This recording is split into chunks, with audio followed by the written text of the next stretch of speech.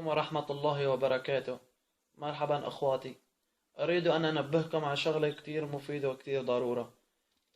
في لعبة وألعاب كتير، يعني الأجانب عايزين يطوروا هيك شغلات كتير بس شان يلهونا، مثل لعبة كلاش، مثل أفلام كرتون، يعني كلهم فيهم علامات الماسونية، مثل علامات هيك مثل علامات هيك. هدول كلهم أصابع إيدينا، يعني رح نتحاسب عليهم، رح يشهدوا علينا.